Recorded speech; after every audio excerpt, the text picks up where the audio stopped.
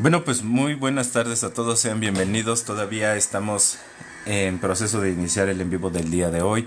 Como ya saben, vamos a contar historias, mitos y leyendas que tienen que ver con situaciones misteriosas.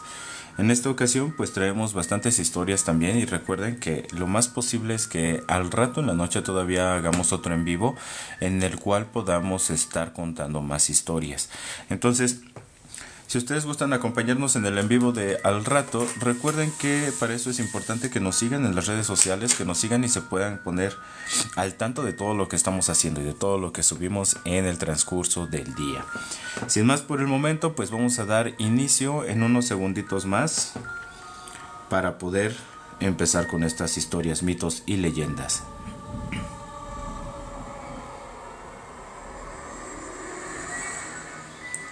Gracias, China, que ya nos estás acompañando aquí.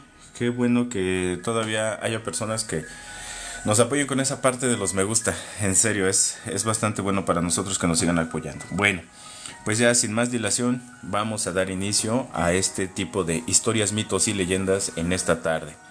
Dice así.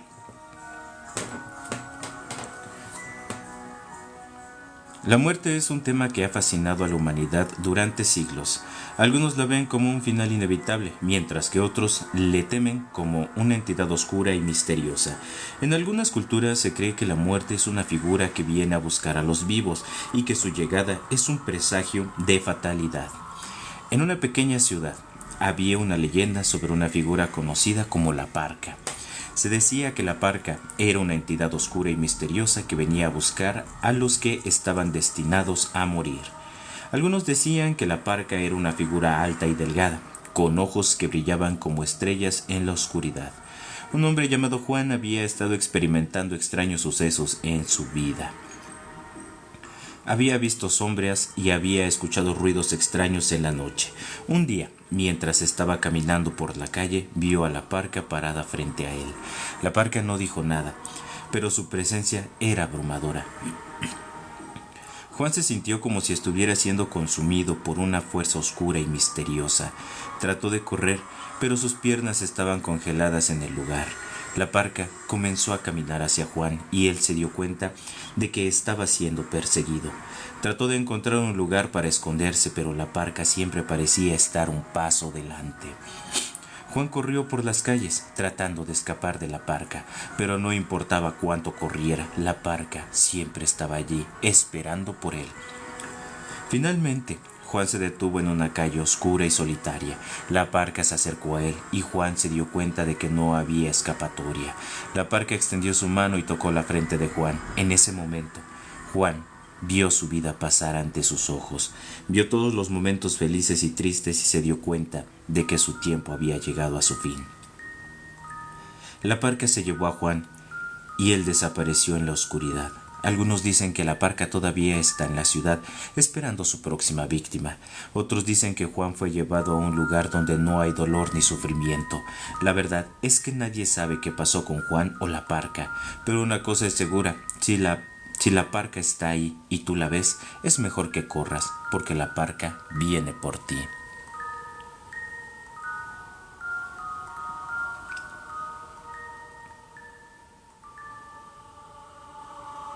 Esta es una leyenda que tenemos de aquí del centro de la República, que es la Isla de las Muñecas. En lo profundo de los canales de Xochimilco, entre la bruma que se levanta sobre las aguas tranquilas, existe un lugar que pocos se atreven a visitar al caer la noche.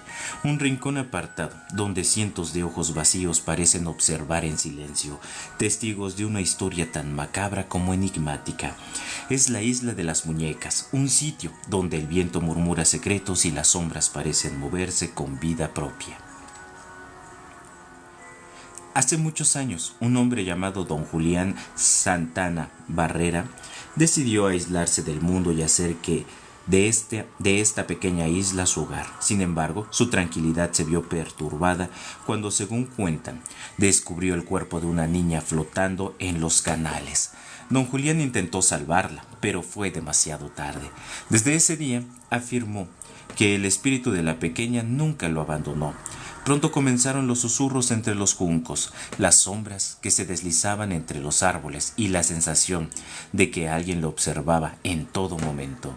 Para apaciguar la presencia de la niña, colocó una muñeca cerca del lugar donde había encontrado a esta niña y la puso como ofrenda. Pero uno nunca es suficiente. A medida que los días pasaban, don Julián encontró más y más muñecas flotando en los canales, abandonadas entre la maleza o arrastradas por la corriente. Convencido de que el espíritu de la niña necesitaba compañía, comenzó a recolectarlas y colgarlas por toda la isla. Con el tiempo, su hogar se convirtió en un macabro santuario, donde cientos de muñecas deformadas, sucias y mutiladas, colgaban de los árboles, con rostros congelados en expresiones de angustia y miradas que parecían seguir a los visitantes. Las historias sobre el lugar no tardaron en esparcirse. Se decía que por las noches las muñecas susurraban entre ellas, que sus ojos parpadeaban y que algunas movían la cabeza como si cobraran vida. Otros afirman haber escuchado el llanto de una niña en la oscuridad, una voz infantil que llamaba por ayuda desde lo más profundo de la isla. Durante décadas, don Julián continuó con su extraño ritual hasta que en el año 2001 fue encontrado sin vida, flotando en el mismo lugar donde aseguraba haber encontrado a la niña décadas atrás. Algunos creen que el espíritu finalmente se lo llevó con ella. Otros dicen que simplemente enloqueció, consumido por la soledad y el miedo. Hoy, la isla de la muñeca sigue en pie, un destino turístico que los curiosos pueden acudir a él y un lugar temido por las supersticiones. Quienes se han aventurado a visitarla aseguran que las muñecas siguen vivas, moviéndose cuando nadie las ve y que la niña sigue esperando en la niebla, buscando a quien contarle su historia. Pero dime, ¿te atreverías a visitarla de noche?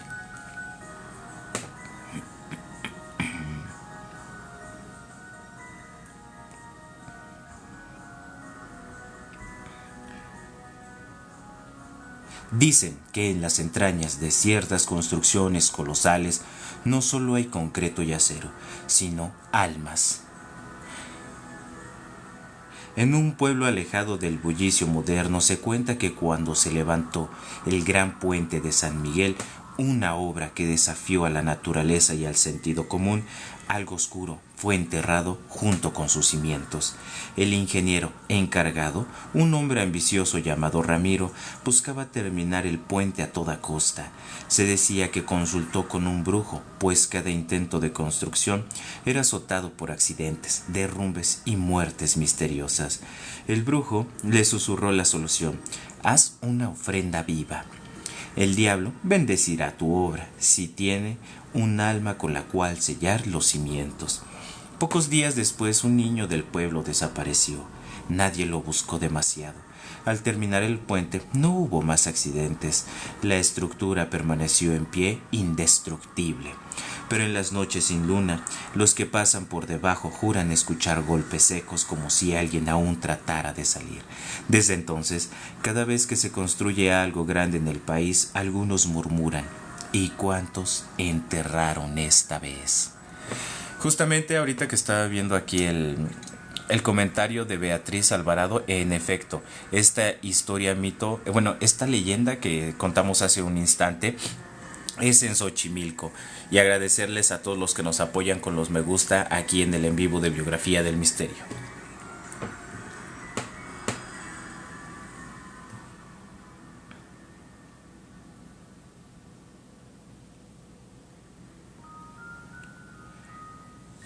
En un pueblo pequeño, una maldición azotó como una plaga relacionada con los espirales. El primero en ser afectado fue Saito Sato, jefe de la familia Sato. El señor Sato comenzó a obsesionarse con las formas en espiral, primero poniéndole una inusual atención a los objetos relacionados a esto, después comprando arte en espiral, todo escalando al punto de solo vestir, comer y no hablar de otra cosa que no fuese de esta peculiar forma geométrica. La sanidad mental de Saito se quebró. al regir su vida en torno a la espiral. Destruyó su matrimonio cuando su esposa no le daba de comer ramen uzumaki. Su cuerpo se empezó a comportar de forma extraña, pudiendo girar sus ojos rápidamente y crear estas formas curvas, así como estirar su lengua, logrando enrollarla para simular, sí, una espiral. Un día, Saito simplemente murió. El reporte de su fallecimiento fue el de un infarto fulminante. Sin embargo, su familia supo la horrible verdad. Saito se convirtió en una espiral humano. El hombre completamente obsesionado dobló su cuerpo, rompió todos sus huesos, dañó todos sus órganos al desgarrar los comprimidos y estiró su piel de manera inhumana para finalmente convertirse en su obsesión enfermiza. Un espiral.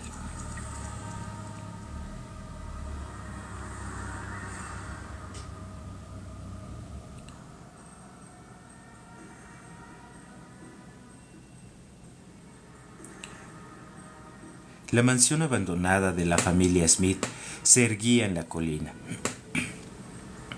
rodeada de un jardín descuidado y una atmósfera de muerte. La gente del pueblo decía que la mansión estaba habitada por un demonio antiguo que buscaba almas para alimentarse de su energía y poder. Sara, una joven valiente que buscaba respuestas, decidió investigar la mansión. Había oído historias sobre la familia Smith y su pacto con el diablo y quería saber la verdad. Al entrar a la mansión sintió una presencia maligna que la rodeaba.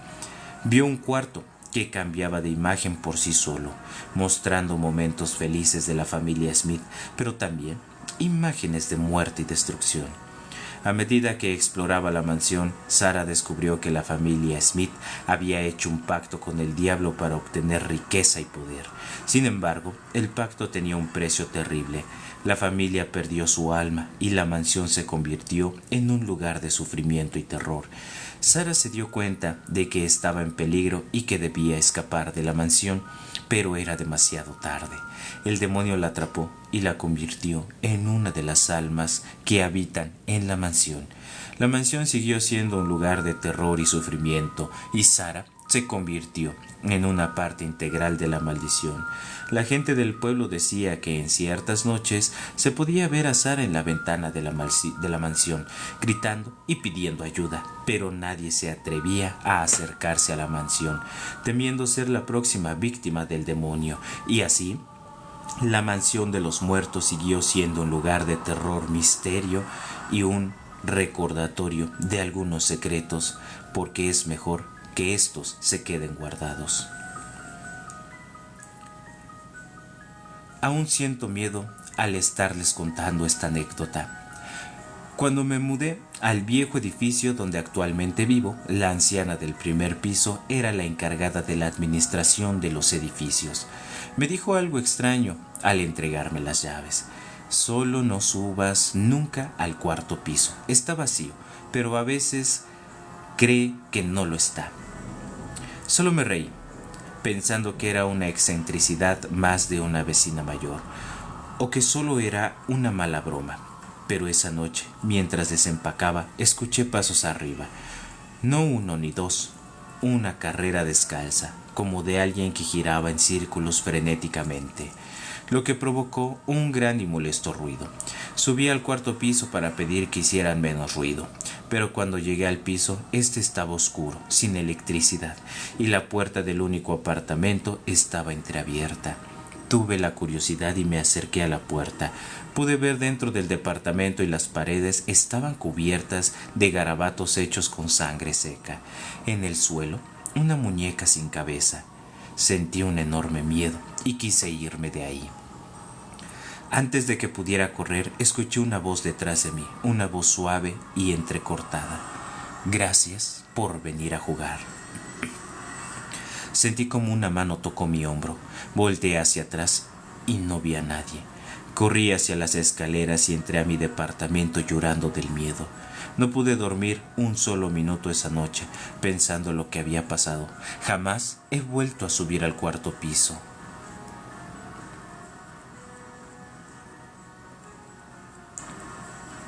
La familia Guignac tuvo que desviarse de la carretera principal debido a un derrumbe producido por las lluvias.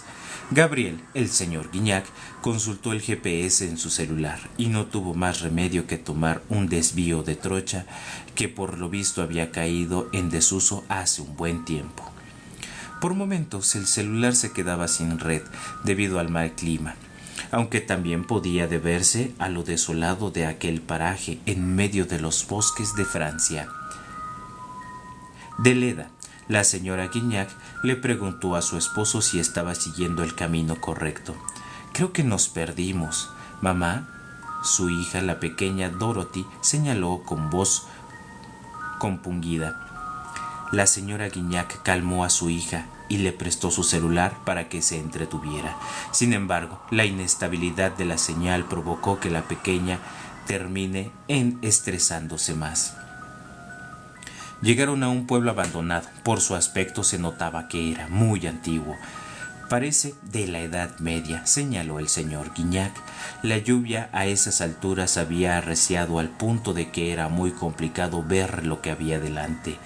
Antes de llegar al pueblo, el señor Guignac tuvo que salir a empujar el coche porque se había hundido en un charco de lodo. Además, en varias ocasiones había tenido que sortear curvas muy cerradas y peligrosas debido a lo difícil que era notarlas bajo la intensa lluvia. Bajo tales circunstancias, la familia barajó la posibilidad de esperar a que la lluvia escame para retomar la marcha. La aparición de un par de relámpagos en el cielo les terminó de convencer para tomar la mencionada decisión. Estacionaron al lado de una casa abandonada, la menos derruida que pudieron encontrar, y rápidamente se internaron en esta para refugiarse de la lluvia. «Ojalá no caiga un rayo al carro», Dorothy hizo pucheros. «No le pasará nada, hijita, pero nunca está de más ser precavidos». Gabriel tranquilizó con estas palabras a su hija. Se acomodaron en un rincón sobre el que colocaron una manta. Afuera la lluvia sonaba como si alguien estuviese agitando cientos de guijarros en un cilindro gigantesco. Finalmente cayó la noche. La familia Guignac se tuvo que resignar a pasar la noche en el tétrico recinto. El grito de la pequeña Dorothy despertó a la pareja de esposos. Ella estaba siendo arrastrada por numerosas manos pálidas y en descomposición.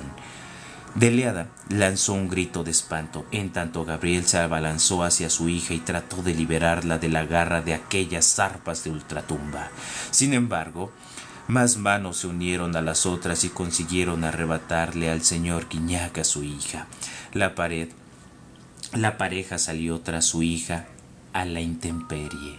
Un relámpago aclaró por un segundo la noche. Con horror, la pareja contempló a la criatura que acababa de capturar a su hija. Decenas de cuerpos humanos mutilados y en descomposición se unían para dar forma a una horrenda monstruosidad con el aspecto de una escolopendra. Sin embargo, en la zona de la cabeza los rostros de todos los cuerpos humanos se juntaban en una esfera de pesadilla. Las bocas de todos esos rostros hablaron de pronto al unísono. A los señores Guignac oír aquella voz les hizo helar la sangre. «Hija mía», la criatura levantó a Dorothy, quien a esas alturas se había desmayado, producto de la impresión, y la colocó ante la esfera, hecha de varios rostros que tenía por cara. En ese momento la señora Guignac se percató de que todos aquellos rostros eran de mujeres. «Nunca volverán a separarnos, hija mía», la criatura esta vez manifestó. Y entonces todos los rostros se combinaron hasta adquirir el ovalado rostro de una mujer tan pálida como la luna. En ese momento, Gabriel recién cayó en la cuenta de que había dejado de llover. Una luna llena acababa de asomarse entre las nubes y la criatura se vio iluminada por sus rayos de plata. «Suéltala», la señora Guignac chilló, y corrió hacia la criatura en un desesperado arrebato, y es que la monstruosidad acababa de abrir la gran boca de su rostro de luna llena y se dispuso a devorar a la niña. Pronto el señor Guignac se unió a su esposa, cogió una piedra y la estampó una y otra vez en un costado de la entidad. «Ustedes son los que me la quieren arrebatar», exclamó el monstruo. Su voz retumbó en todo el poblado. Lo que sucedió a continuación dejó a los señores Guignac pasmados. Espíritus emergieron del suelo a su alrededor y recrearon una escena cotidiana en el pueblo, cuando aún estaba habitado. Las madres realizaban las tareas del hogar y sus hijos jugaban cerca y las apoyaban en los quehaceres. De pronto, el retumbar de numerosos cascos de caballo anunció la llegada de una tropa de soldados. Uno de estos se adelantó y tras levantarse el yelmo del casco anunció que las hijas del pueblo debían ser llevadas como tributo al varón del feudo. Las madres se resistieron, pero todo esfuerzo fue inútil. Al final ellas, sus maridos y sus hijos varones fueron masacrados por los soldados. En tanto sus hijas fueron secuestradas. «Devuélvanme a mi hija». Con este grito procedente desde lo más hondo de la criatura, la visión se desvaneció. «Entiendo». Deleada dejó de golpear a la criatura. Sentidas lágrimas comenzaron a descenderle por las mejillas. «Pero esa niña no es su hija, sino mía. Por favor, devuélvame a mi pequeña». Ella se puso de rodillas y suplicó. Por su parte, Gabriel entendió que no tenía más alternativa. Imitó a su esposa. «No se las daré, no lo haré». La criatura estalló en un arrebato de desesperación e ira. Se dispuso a devorar a la pequeña ante las imponentes miradas de sus padres. Pero entonces los primeros rayos del alba emergieron desde el horizonte. El monstruo, con aspecto de escolopendra, se retorció y finalmente terminó desvaneciéndose. La pequeña cayó desde lo alto, aunque gracias a los reflejos del señor Gabriel logró aterrizar a salvo en sus brazos. Sin esperar a nada, la pareja entró al auto y abandonó a toda prisa aquel pueblo de pesadilla. Antes de perderlo de vista, sin embargo, Deleada volteó y contempló por última vez las derruidas viviendas. En lo profundo de su corazón sintió lástima por aquellas pobres mujeres a las que les habían arrebatado a sus pequeñas. «Ojalá algún día puedan encontrar el descanso eterno», se dijo para sus adentros. «¿Qué pasó, mamá?». En eso Dorothy, quien yacía recostada sobre su regazo en el asiento trasero, despertó. «No pasa nada, mi princesa. Ya todo está bien». Deleada le sonrió a su pequeña y le dio un cariñoso beso en la frente.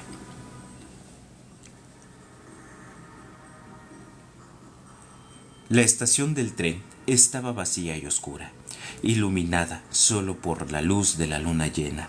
El tren estaba parado en la plataforma, esperando a sus pasajeros.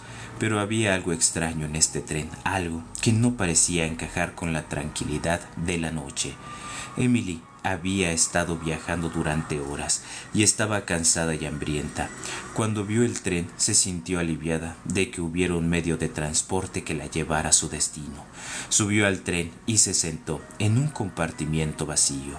Pero a medida que el tren comenzó a moverse, Emily se dio cuenta de que algo estaba mal. El tren parecía estar viajando por un paisaje desconocido y las estaciones que pasaban parecían estar abandonadas. De repente, Emily escuchó un ruido en el compartimiento de al lado. Se levantó para investigar y encontró a un grupo de personas sentadas en silencio, pero había algo extraño en ellos, algo que no parecía humano. Los pasajeros estaban muertos, con rostros pálidos y ojos vacíos. Emily se sintió aterrorizada y trató de huir, pero las puertas estaban cerradas y no había forma de escapar. Emily se dio cuenta de que el tren estaba siendo conducido por un hombre con un rostro demacrado y ojos que parecían estar viendo más allá de la realidad.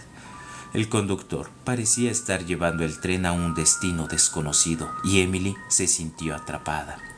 El conductor comenzó a hablar con Emily, contándole sobre el tren y su propósito. Emily se dio cuenta de que el tren era un vehículo para los muertos y que ella había subido a bordo por error. Ella se dio cuenta de que estaba condenada a viajar en el tren de los muertos y que nunca podría escapar. El tren parecía estar viajando por un ciclo interminable, llevando a los muertos a su destino final.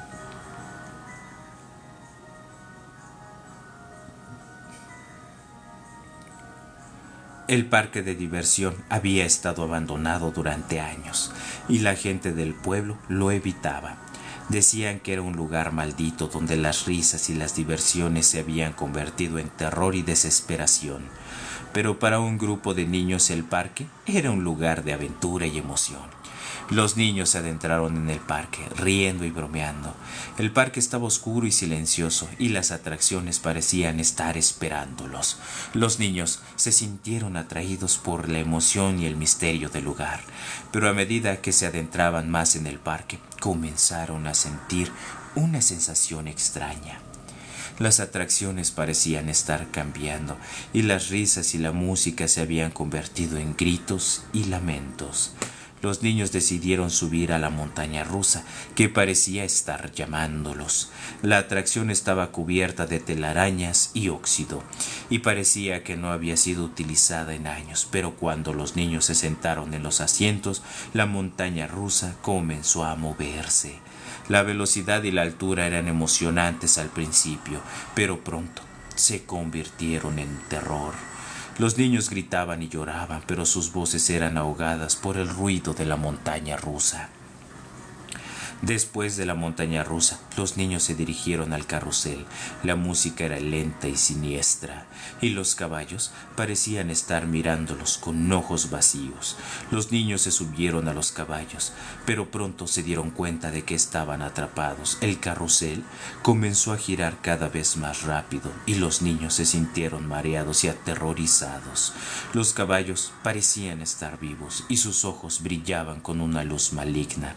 La casa de los espejos parecía ser la atracción más inocente del parque, pero cuando los niños entraron, se dieron cuenta de que los espejos reflejaban imágenes que no eran suyas.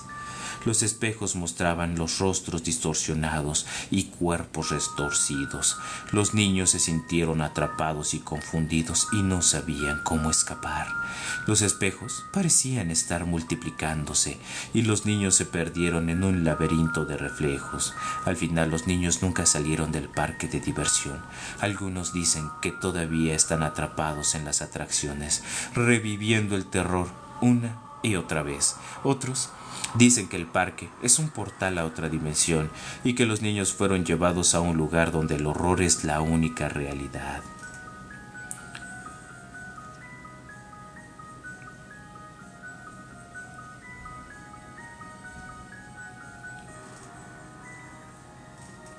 El aire en el hospital olía a desinfectante y desesperanza.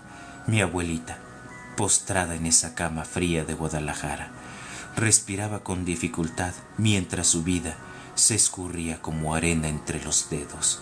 Todos sabíamos que el final estaba cerca, pero nadie me advirtió sobre la visitante. Esa última noche, mientras velaba su sueño inquieto, el cuarto se heló de repente. La luz fluorescente parpadeó como un corazón agonizante, revelando por momentos la figura junto a su cama. Era alta, demasiado alta, su silueta oscura, ondeando contra la pared como humo espeso. Su capa negra se movía sin viento, y donde debería estar su rostro, solo había un vacío que absorbía la luz.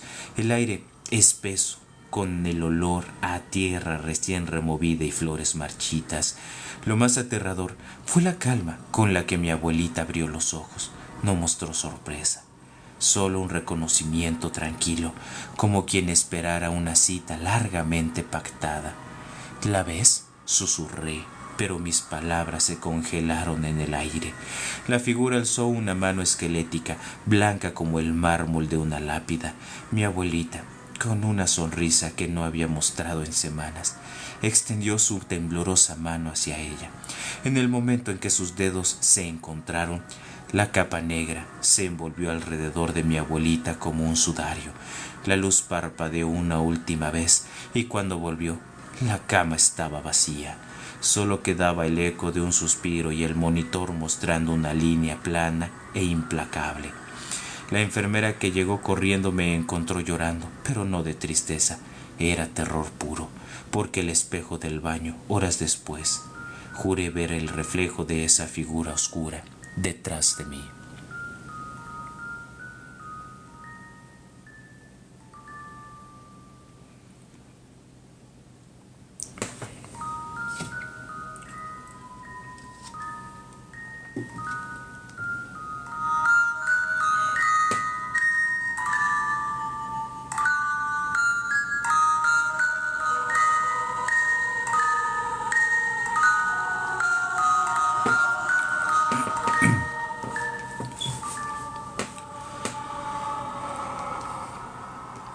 La tarde estaba nublada, como si el cielo mismo presintiera lo que iba a ocurrir. Una familia decidió visitar el panteón del pueblo como cada año para llevar flores a su ser querido. El aire era frío y el viento silbaba entre las tumbas antiguas, muchas cubiertas de musgo, otras agrietadas por el tiempo. A lo lejos se escuchaban los lamentos del viento mezclados con el canto apagado de los pájaros que revoloteaban sobre las cruces oxidadas. Era un lugar que imponía respeto, silencio, muerte y recuerdos flotaban en el ambiente como una niebla invisible. Entre todos, una de las hijas, Clara, de 16 años, se sintió intrigada por una zona apartada del cementerio. Las lápidas allí eran más antiguas, algunas incluso estaban torcidas, como si algo debajo quisiera salir. «No te alejes», le dijo su madre, pero Clara ya caminaba distraída, atraída por una fuerza que no podía explicar. Algo la llamaba o alguien. Mientras avanzaba por un pasillo angosto entre sepulturas olvidadas, notó una figura inmóvil a unos metros, una silueta encapuchada, cubierta por una túnica negra, tan negra que parecía absorber la poca luz que quedaba del día. La figura estaba de pie junto a una tumba sin nombre, decorada con velas apagadas, cenizas y pétalos marchitos. Clara se quedó congelada. La figura levantó lentamente el rostro. No tenía ojos visibles, pero Clara sintió su mirada directa, penetrante, como si le arrancara el alma con solo observarla. De pronto sintió una presión en el pecho. No podía respirar bien, como si una mano invisible le aplastara el corazón. El aire se volvió denso, irrespirable, y entonces la escuchó. Una voz no era humana, era grave, seca, como un susurro que arañaba los oídos. «Acércate». Clara quiso gritar, pero ningún sonido salió de su boca. Dio un paso atrás y la figura avanzó un paso hacia ella. Su túnica flotaba, no caminaba, se deslizaba como si no tocara el suelo. «Acércate, no tengas miedo». La joven se giró y corrió sin mirar atrás. Sentía que algo venía tras ella, que el frío le helaba los huesos. Sus pasos retumbaban sobre la tierra húmeda mientras las sombras parecían alargarse para atraparla. Cuando por fin llegó a la entrada del cementerio, jadeando y con lágrimas en los ojos, se desplomó frente a su familia. No podía hablar, solo señalaba hacia donde había venido. Cuando lograron calmarla, volvió a ver a la distancia aquella tumba, pero ya no había nadie. Esa noche, Clara no durmió. Soñó con la figura, con la tumba sin nombre, con la voz que la llamaba una y otra vez. Desde ese día nunca volvió al cementerio, y lo peor, cada año, el día de la visita, recibe en su ventana una flor negra y una vela apagada. ¿Quién deja esa ofrenda? ¿Quién la sigue llamando? Nadie lo sabe, pero Clara jura que fue la Santa Muerte y que algún día regresará por ella.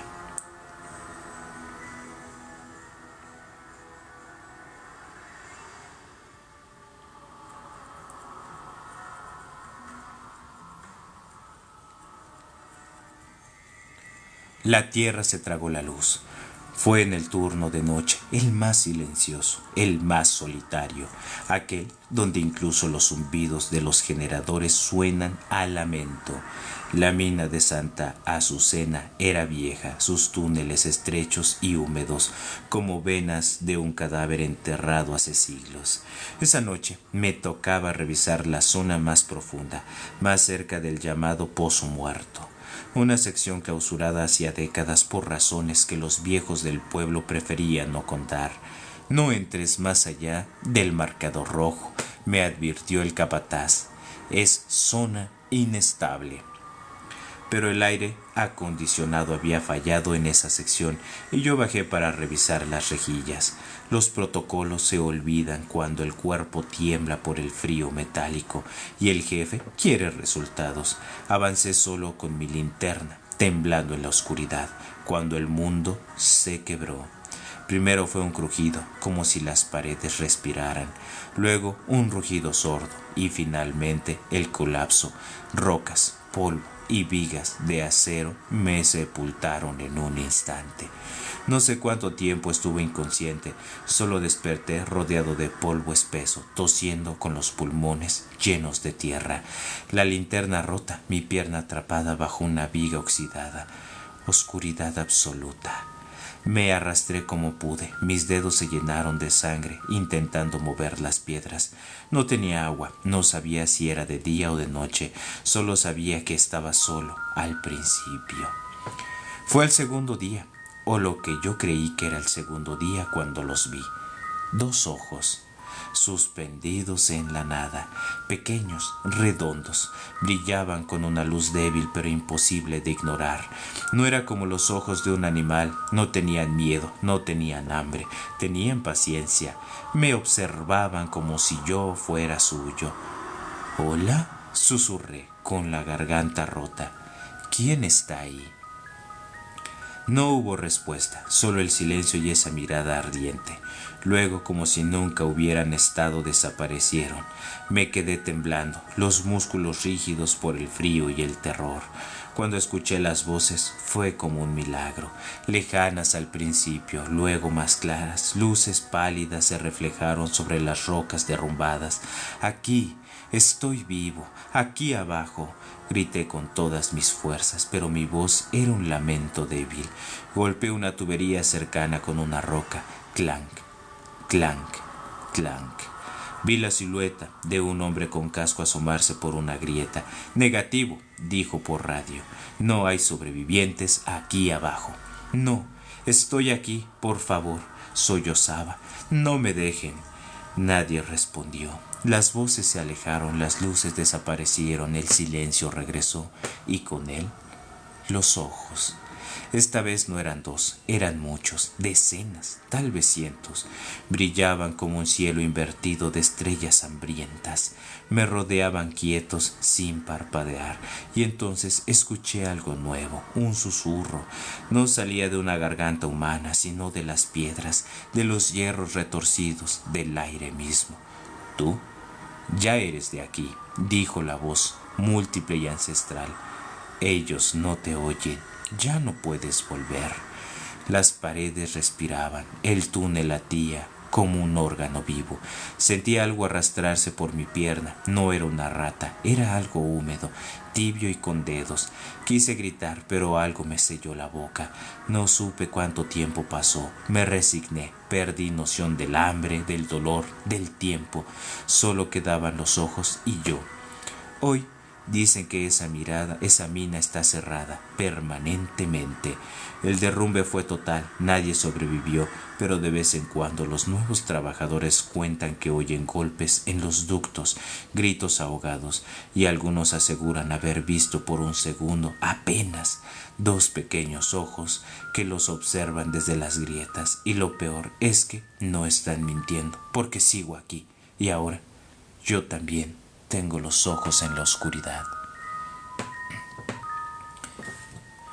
Amigos, agradecerles que me ayudan compartiendo el en vivo. En serio, esto nos ayuda bastante para que sigamos trayendo más historias, mitos y leyendas. Espero que les esté gustando las leyendas y los mitos que les estamos contando en esta tardecita. Recuerden que vamos a hacer en vivo más tarde, en la noche, por los que quieran acompañarnos. Vamos a seguir haciendo otro en vivo. El día de hoy vamos a terminar nuestro en vivo en unos instantes ya. Sin antes recordarles que... permítanme un segundo. Sin antes recordarles que al rato que estemos haciendo el en vivo, ya vamos a tratar de subir más gente o de subir gente aquí. Vamos a cambiar lo que sería nuestro fondo de pantalla de historias, mitos y leyendas paranormales. Ya vamos a poner otro fondo, vamos a poner un fondo donde las personas que gusten integrarse con nosotros para contar su historia, pues lo hagan. Entonces, me parece que todavía vamos a estar contando. Bueno, por aquí tengo 2 historias más. Es una historia bien curiosa, es una leyenda más que nada, entonces yo creo que este es un pequeño descansito que me tomo para antes de contar más historias. Entonces, bueno, vamos a contar estas últimas 2 historias que todavía tenemos y nos vemos más al rato, como entre las 9:30, las 10 de la noche, para seguir contando más historias, mitos y leyendas para ustedes. Entonces, bueno, vamos a cambiar la cámara y sigamos. En lo más profundo de una colina olvidada por la ley, en las entrañas de Tijuana, México, la policía descubrió algo que heló la sangre incluso de los más experimentados agentes. Era 2007, cuando se irrumpió en una vivienda aparentemente común, pero lo que había dentro desató una pesadilla indescriptible. Un olor putrefacto impregnaba el aire. La casa, silenciosa desde el exterior, ocultaba una cámara de los horrores, un altar profano y sangriento, la narcocapilla dedicada a la Santa Muerte. No era una simple devoción religiosa. En ese sitio, la fe y el crimen se entrelazaban en un ritual macabro. Al abrir la puerta trasera, los investigadores encontraron veladoras negras y rojas encendidas, figuras de la Santa Muerte cubiertas de sangre seca, cráneos humanos cuidadosamente dispuestos y restos óseos amontonados en una esquina. El suelo estaba manchado, no por pintura ni suciedad, sino por sangre. Cuajarones oscuros y huellas arrastradas narraban una historia sin palabras, una historia de tortura, muerte y perversión espiritual. Los sicarios del cártel de Tijuana no solo asesinaban, ofrendaban. Tras cada ejecución traían trozos de carne, dedos amputados o incluso cabezas humanas al altar. Rezaban a la Santa Muerte con súplicas enfermas, pidiendo protección, invisibilidad ante la policía y poder sobre sus enemigos. Era un contrato espiritual sellado con dolor y muerte. La capilla estaba decorada con imágenes grotescas, representaciones de la Santa Muerte sosteniendo armas, santos profanos con sangre fresca e incluso fotografías de víctimas con cruces invertidas dibujadas sobre sus rostros. Las paredes tenían inscripciones con frases como «Ella me protege» y «La sangre limpia el alma traidora». Todo estaba cubierto con polvo, cenizas de incienso y restos orgánicos en descomposición. En una habitación contigua, lo peor: una silla de metal atornillada al suelo, con correas manchadas de rojo oscuro. Junto a ella, herramientas de tortura, cuchillos oxidados, alicates, martillos, cables. Todo apuntaba a que allí no solo se oraba, se ofrecía sufrimiento. Algunos testigos protegidos aseguraron que los gritos eran frecuentes, que la Santa Muerte no solo recibía cuerpos sin vida, sino que disfrutaba del sacrificio vivo. Las víctimas eran llevadas con vida, torturadas lentamente mientras los sicarios recitaban oraciones al ritmo de los alaridos. Cuando finalmente el silencio caía, la sangre era recogida y ofrecida al altar. Una ceremonia impía que hacía temblar a quienes la presenciaban. Los restos hallados pertenecían a más de una decena de personas, algunas de ellas desaparecidas meses antes. La capilla estaba activa, una fresca aún usada. Las velas encendidas y el incienso humeante eran prueba de que los rituales seguían ocurriendo hasta el momento exacto de la redada. Un perro desnutrido, atado en una esquina, miraba con ojos vacíos. Nadie sabe si lo mantenían como mascota o si también iba a ser parte de una futura ofrenda. Desde aquel día, la casa fue abandonada, tapiada por las autoridades, pero los vecinos aún juran escuchar susurros por las noches, sombras que cruzan la calle, velas encendidas que aparecen solas tras los muros clausurados. Algunos aseguran que la Santa Muerte no se fue, que se quedó esperando más sangre, más alma. Dime, ¿te atreverías a acercarte a este lugar? Esto que les voy a contar es un relato. Mi suegro estuvo en el ejército y en varias ocasiones tenía que hacer guardia en veredas, colinas y otros lugares apartados. En uno de esos turnos, el pelotón en el que estaba se dividió en parejas para hacer guardia durante la noche. Uno de sus compañeros empezó a contar que veía un niño pequeño que le hablaba, pero los demás no veían nada. Este compañero se acercó al niño, de que de repente comenzó a alejarse hasta desaparecer en la oscuridad. Un mes después, el compañero regresó al escuadrón, pero todos notaron que se veía demacrado. Le preguntaron si pensaba que ya había sido dado de baja, pero él les respondió que solo había pasado un día. El hombre contó que esa noche, cuando vio al niño, lo descubrió como un niño muy rubio. El niño le ofreció comida y él le siguió hasta llegar a una cueva. Allí el niño le invitó pollo y como ya era tarde le ofreció quedarse a dormir en la cueva. Después de un rato, el hombre regresó al campamento. Todos en el pelotón se sorprendieron por su historia, pero siguieron adelante con sus vidas. El hombre continuó en su servicio durante unos días, pero de repente empezó a sentirse mal. Pocos días después falleció. Lo que ocurrió realmente esa noche y si lo que vio el hombre fue real o una alucinación, nadie lo sabrá. Sin embargo, su muerte repentina dejó una sombra de misterio que nunca se resolvió. Ay, me veo ahí.